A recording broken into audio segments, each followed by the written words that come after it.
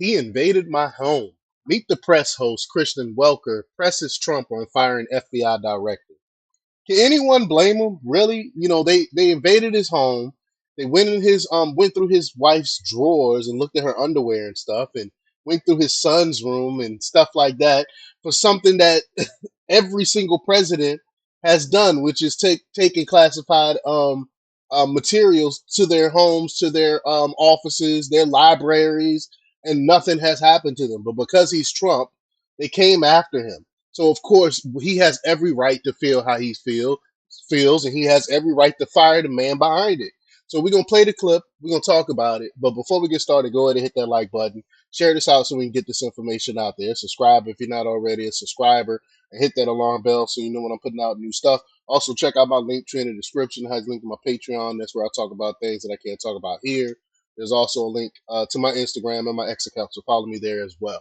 All right, so let's get into this news. Now, this comes from Juliana Freeman um, from the Daily Caller, and she reports that Meet the Press host Kristen Welker pressed President-elect Donald Trump on whether he will fire FBI Director Christopher Wray during a Friday interview, which aired Sunday.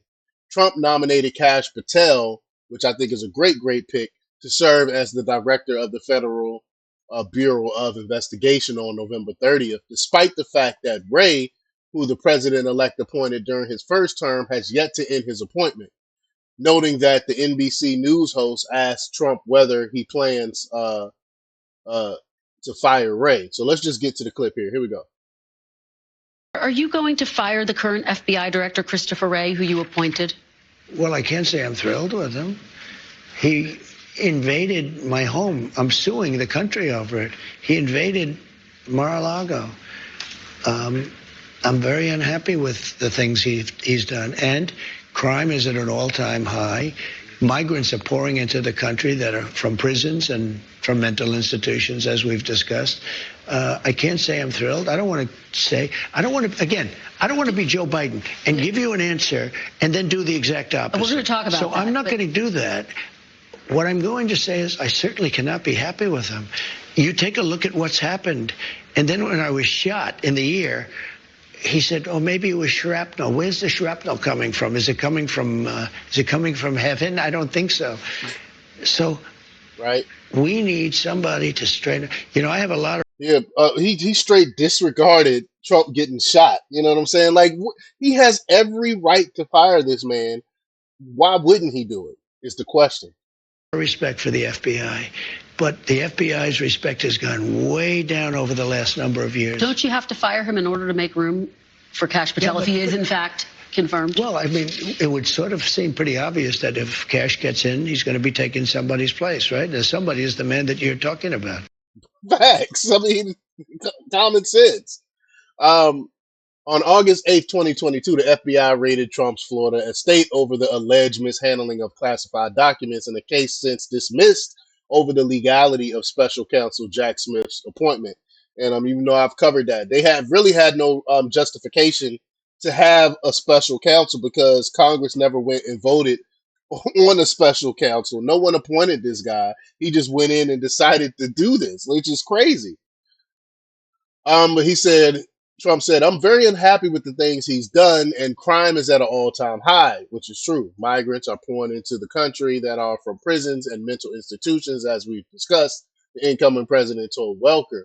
He said, "I can't say I'm thrilled. I don't want to say," again, Trump continued, taking a more stern tone of voice, "I don't want to be Joe Biden and give you an answer and then go to the exact opposite." So basically, he's saying he's not making any promises, but that is his plan, basically.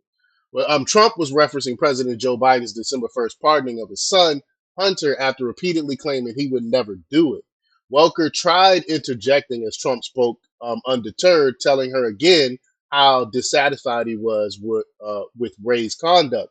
He recalled the FBI director's initial apparent downplay of the assassination attempt against him in Butler, Pennsylvania in July. And people saw it for what it was. This man they tried to take him out, and Director Wray downplayed it. I mean, they do not even hide their hatred for Donald Trump. When I say they, I mean the elites, the head of the FBI, the people running the administrative state. They do not hide their disdain for this man. But he goes on to say, "You take a look at what happened, and then when I was shot in the ear, he said, 'Oh, maybe it was shrapnel.' Where's the shrapnel coming from?" Trump questioned. "Is it coming from heaven? I don't think so." The worker tried one more time to ask if Ray must be fired, um, to make way for Patel, a question which Trump punted. He said, "It sort of seemed pretty obvious that if Cash gets in, he's going to be taking somebody's place, right? That somebody is the man you're talking about," he answered. So basically saying, yeah, of course. Why you think, I'm putting in Cash Patel?